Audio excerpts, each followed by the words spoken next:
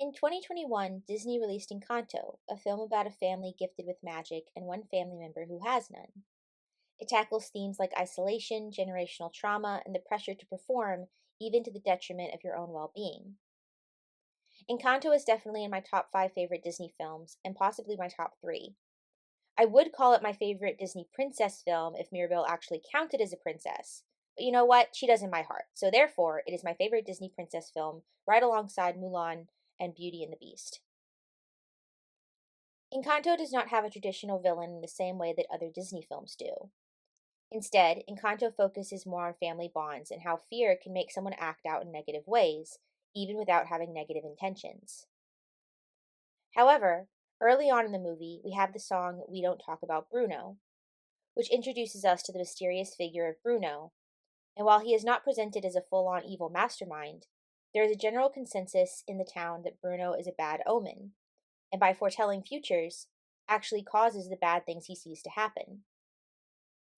He is the black sheep of the family, having a power that is seen not as helpful, but malicious, even wicked.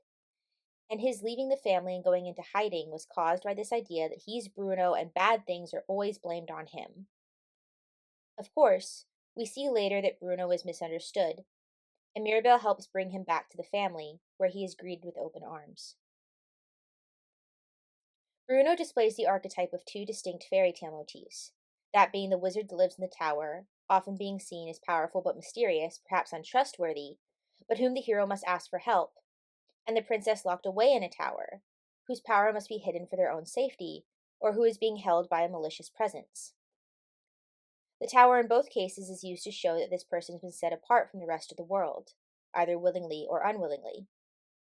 I would like to examine how Bruno demonstrates these two tower personas in his story, being both the wizard staying in his tower and the princess locked away in it.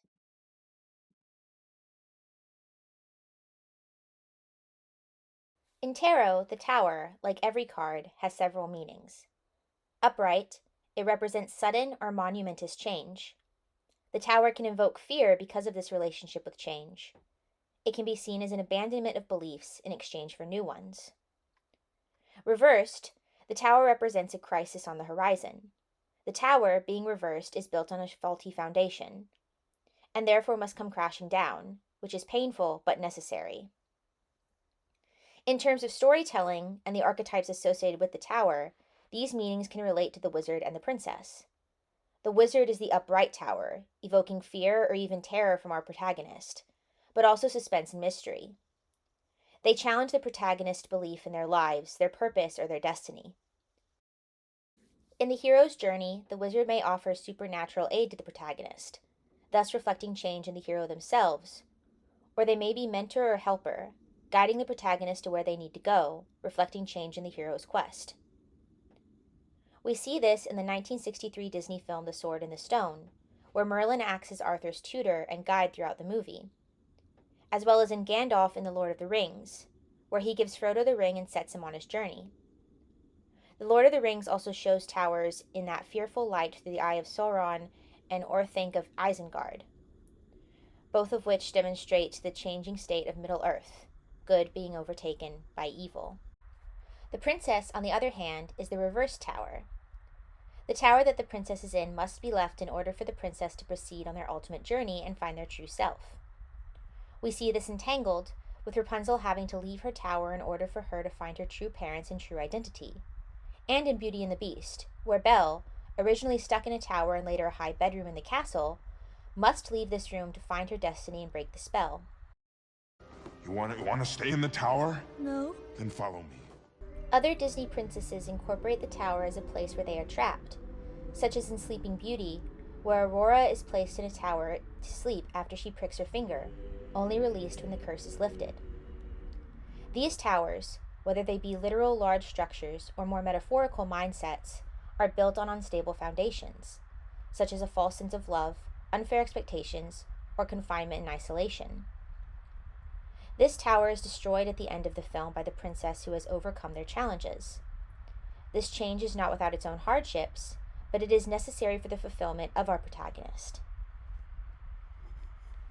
Bruno's tower in the film is represented as a desolate place, filled with sand, and a sign reading, "Your future awaits," both a message for those who may come to get a vision and a piece of foreshadowing for Mirabelle herself. The sheer scale of it against the rest of the house is daunting, and the dark room where he performed his final vision is lit only by the green glow of the vision itself. Even his portrait on the door looks angry and intimidating. This all creates nervousness in Mirabelle and suspense from the audience. We haven't met Bruno yet, but his room is starting to form our impressions. Since Bruno evokes both the wizard and the princess, he therefore represents both change for Mirabelle personally, an important part of her journey and a sort of guide to her destiny, and the crisis of the family and destruction of its faulty foundation. Mirabelle's destiny changes when she uncovers this vision, and the destruction of the vision room shows how the faulty foundation is continuing to crack, and represents a major turning point in the film.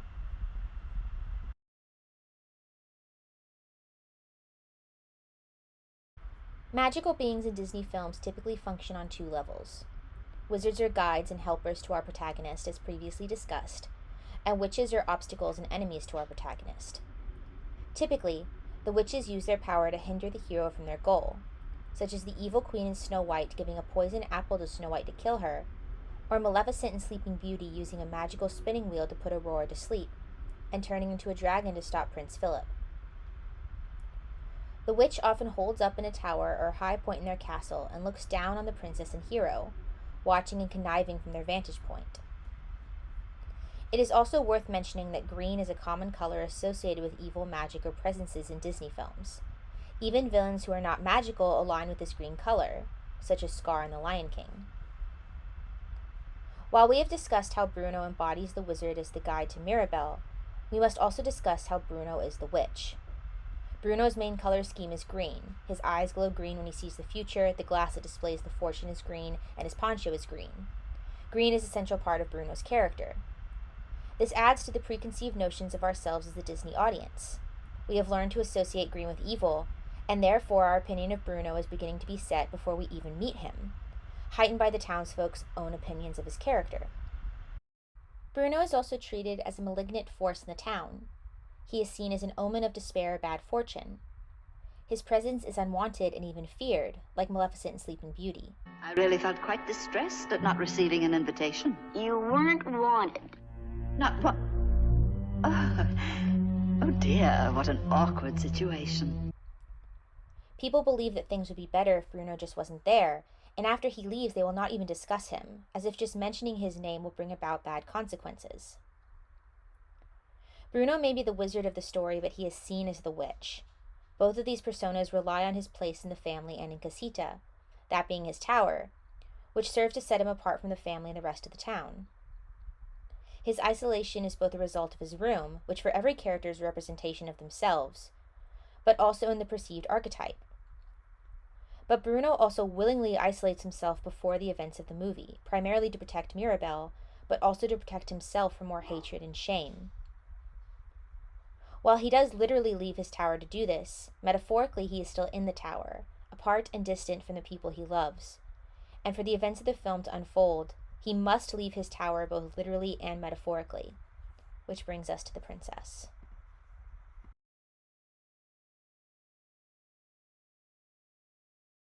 The princess is a staple of the Disney canon, serving as the character's title even if the character is not literally a princess.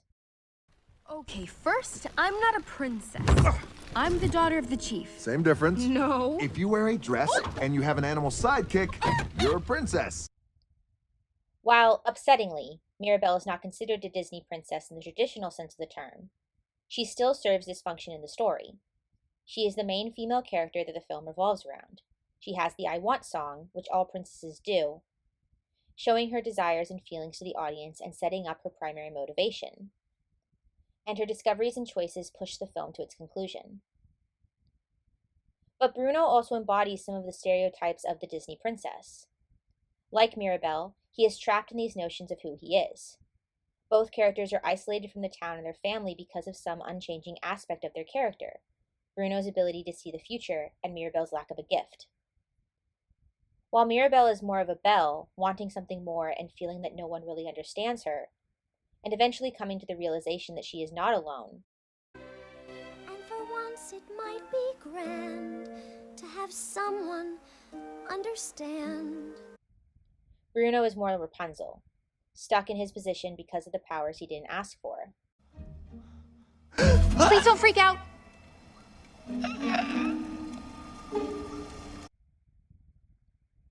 Even after he has left his tower, he is still trapped there mentally, and his isolation continues even in his new space. It isn't until the end of the film, when the gift has been removed, that Bruno can truly be free, similar to how Rapunzel's hair getting cut symbolizes her freedom from Gothel. Side note, this is why I don't like that at the end of the film they get their gift back. Yes, it is sweet and helps to show that their family has come back together, and yes, Casita coming back is great, but it still feels like a diminishing of the idea of building a familial bond on a new foundation, which is what the whole final song was about. Bruno best symbolizes how the family is built on a shoddy foundation. He acts as a symbol of conditional love. Luisa also shows this through her song Surface Pressure, revealing the way that, in her eyes, her gift has become a burden and a testament to not only her usefulness and place in the family, but how deserving she is of love. Bruno shows this by the way that no one even has a kind thing to say about him. If I see something that you don't like, you're gonna be all, Bruno makes bad things happen. Oh, he's creepy and his vision killed my goldfish. Even Mirabel, after discovering the final vision, regrets bringing up Bruno. But it is because of Bruno and Mirabel's association with him that allows that shoddy foundation to finally come crashing down, making way for a new foundation to be built. Encanto is one of the best films in the Disney catalog for its great music, moving story, and how it is able to relate back to its audience with its themes and messaging. Since they did bring the powers back, I keep hoping for a sequel, or a show like we got with Tangled, but we'll have to wait and see. Until then, I'm sure I'll watch this film about 100 more times.